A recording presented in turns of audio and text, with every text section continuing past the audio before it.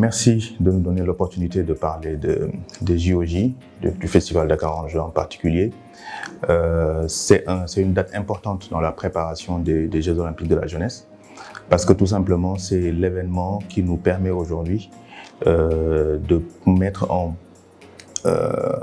test toutes les opérations qui nous attendent dans l'organisation des Jeux. En réalité, Dakar en jeu a plusieurs objectifs. C'est d'abord nous permettre de valoriser les activités autour du sport et de la culture en préparation des Jeux Olympiques. Mais c'est également un moyen pour nous de voir quelles sont nos capacités en termes d'organisation, en termes de mobilisation et en termes de vulgarisation de tout ce qui nous attend pendant les Jeux Olympiques de la jeunesse en 2026.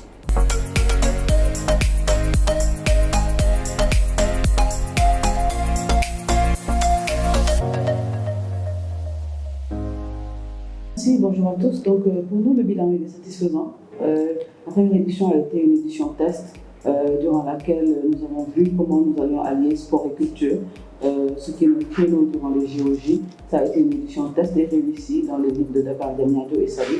On a réussi à mobiliser plus d'une centaine de volontaires, 20 000 spectateurs sur les différents concerts que nous avions tenus à l'époque. Et pareil pour la deuxième édition. Où nous avons mis en avant de nouveaux sports comme le baseball 5, nous avons utilisé de nouveaux sites comme le skatepark de Dakar.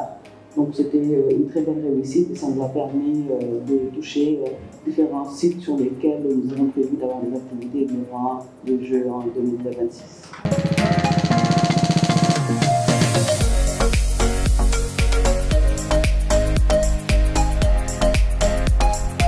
Ça dépend des catégories de jeunes, parce qu'on en mobilise énormément. Si je prends l'exemple des volontaires, aujourd'hui c'est un moyen pour eux de voir quels sont les différents types de services qui sont attendus de leur part durant les Jeux. Et aujourd'hui, tous ceux qui sont engagés avec nous depuis 2 ans ont pu avoir plus d'expérience, sont allés à la Cannes, sont allés à Paris 2024 en étant des volontaires internationaux. Ils ont vu leur expérience grandir et leur CV être accepté quand ils postulent pour des positions à l'international comme la Cannes, comme je dis, ou encore les Jeux de Paris. Donc pour eux, c'est un grand moyen d'apprentissage sur les différents services dans lesquels nous attendons ces volontaires, mais pas seulement. C'est une montée en puissance pour eux, pour nous accompagner à la livraison des Jeux en 2026, que ce soit dans l'accueil, dans l'orientation, dans la traduction. Ils sont attendus dans la livraison de tous ces services et ces événements-là vont permettre de gagner en expérience. Sur la catégorie jeunes étudiants, on travaille principalement avec les jeunes qui sont dans le secteur de la culture et qui font des études dans les industries culturelles et créatives. Pour eux aussi, c'est un grand moment d'apprentissage parce qu'ils sont mis en chantier école sur la livraison des concerts, la livraison d'un événement sportif. Parce que très peu de jeunes aujourd'hui ont cette expérience-là. Ils savent livrer un concert, mais ils ne savent pas livrer un festival, une compétition sportive. Donc aujourd'hui, on les met à l'épreuve sur différents terrains, dans les concerts, dans les compétitions. Il y a une compétition de futsal, il y a une compétition de lutte. Ils s'exercent et ils essaient de monter en puissance et en capacité durant ces événements. Les autres, c'est tous ces acteurs culturels de différentes zones, pas seulement les têtes d'affiche, mais tous ces jeunes qui s'activent dans la culture, qui viennent de débuter, qui n'ont pas d'album, mais qui aiment la musique et qui cherchent un théâtre d'expression. On leur donne cette opportunité-là à travers les plateaux et la première partie, que ce soit à Dakar, Diamniadio ou Saly, en mettant en avant ces artistes de la communauté qui sont connus dans leur quartier par les jeunes qui sont autour d'eux. Et c'est une expérience de scène. C'est une grande scène, c'est une bonne expérience pour eux et ils vont une très grande expérience aussi. Donc, sur les jeunes que nous utilisons, que ce soit dans le volontariat, que ce soit dans la maîtrise d'ouvrage, ou que ce soit dans le secteur artistique, on essaie de les faire gagner en expérience, de les impliquer dans ce que nous faisons, parce que pour nous, dans les JOJ, le créneau, c'est avec, pour, avec et par les jeunes. Donc dans tous les moments de la livraison, on les implique et on travaille en parfaite communion avec eux.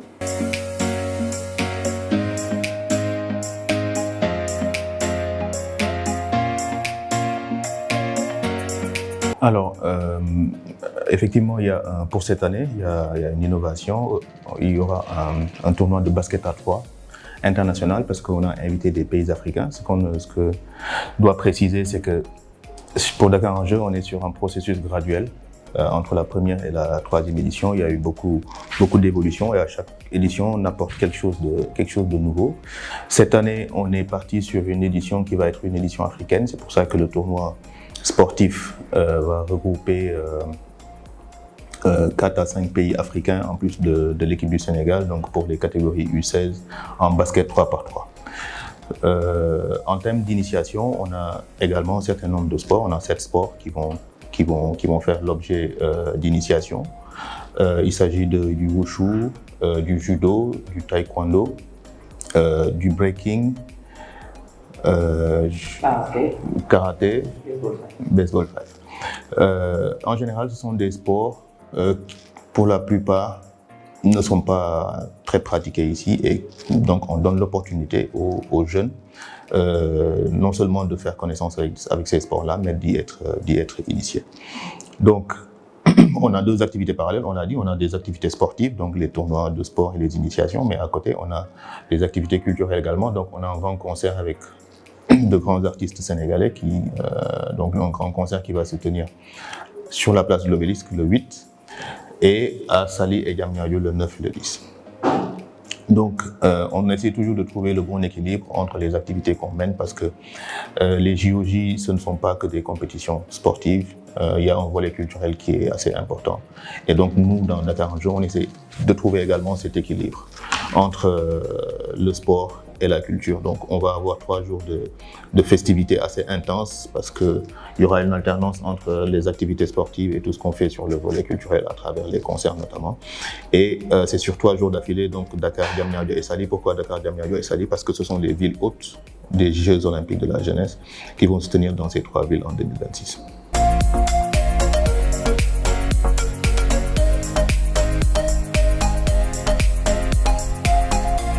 Oui, par rapport aux comités invités, nous avons l'Algérie, le Kenya, le Nigeria et la Gambie qui seront là en délégation jeunes hommes et jeunes filles U16, comme l'a dit Abdoulaye.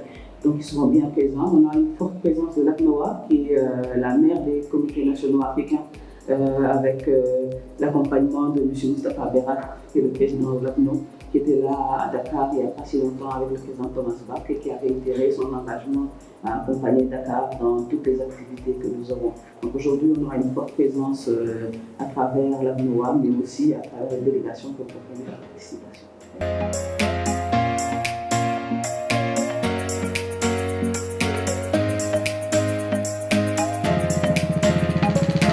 Je pense que Mamati, c'était quand même à nos yeux en tout cas, elle est apparue tout de suite comme une évidence quand on a cherché quelqu'un parce que il faut savoir que l'objectif qu'on a derrière ces ambassadeurs, c'est de les présenter en exemple aux jeunes.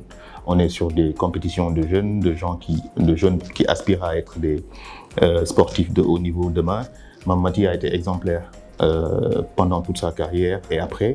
Et pour tout ce qu'elle représente pour le sport sénégalais, pour le basket sénégalais et africain, ça nous a semblé être une évidence de la désigner comme marraine. Et puis on en profite pour la remercier parce qu'elle s'est rendue disponible tout de suite.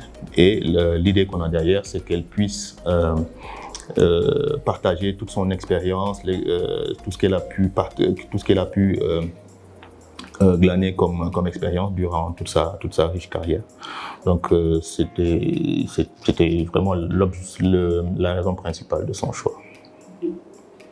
Le basketball sénégalais a toujours fait, et les athlètes du basket ont toujours fait la fierté du peuple sénégalais. Mamati est une des icônes parmi tant d'autres. Mais comme l'a si bien dit Abdoulaye, il est important qu'on puisse les mettre en avant. Et au fur et à mesure des activités qu'on aura, que ce soit sur les différents sports ou d'autres lieux, on mettra en avant toutes ces icônes qui ont porté haut et le flambeau ou le drapeau du Sénégal à travers le monde de Mamati en fait partie. C'est une volonté qui va et il n'y a pas plus haute reconnaissance dans le monde du basket.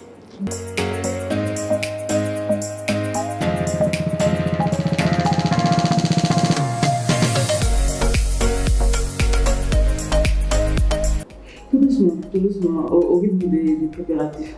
Ça va monter en puissance, on en est très convaincus, mais on va juste saluer et remercier l'engagement de tous ces jeunes qui depuis 2018 nous accompagnent à travers l'Académie nationale olympique. Comme je dis, le pôle de volontaires avec lesquels nous travaillons, mais ce n'est pas suffisant. Nous, on a pour ambition de faire le tour du pays. Nous allons de manière assez régulière à l'intérieur. On était il n'y a pas si longtemps à Donaï-Taradji, à Pambal, à Tambacounda ou à Ziguinchor. Et chaque fois, on essaie d'impliquer le maximum de jeunes dans nos activités.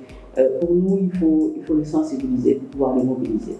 Et cette première étape-là, nous sommes en train de la dérouler petit à petit sur tout le territoire national. Ce n'est pas une affaire de Dakarois, ce n'est pas une affaire de Sénégalais.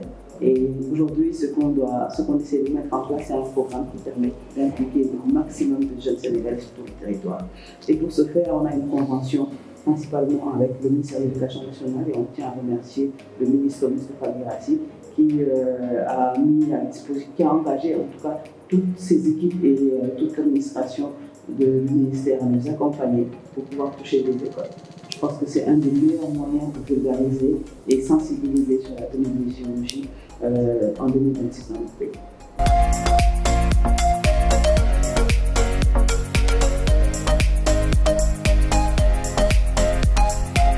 Il faut comprendre que nous, on a un plan très clair sur le volet communication.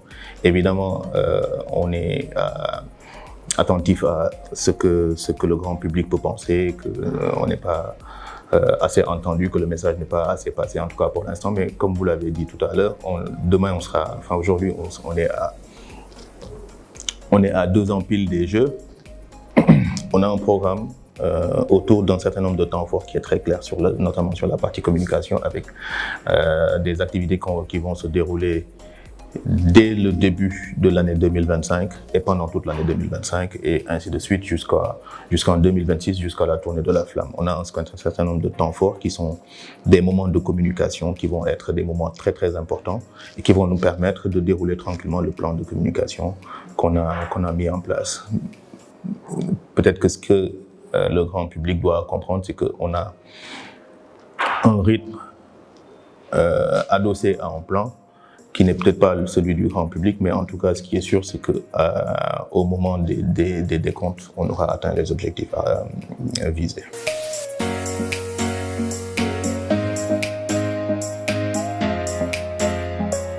Alors, on nous attend tous à la place de l'Obélisque, les 8-9, à Saly le 9 pour le concert et à Diamniadio aussi le 10. Donc, venez nombreux, en famille, c'est convivial, c'est gratuit.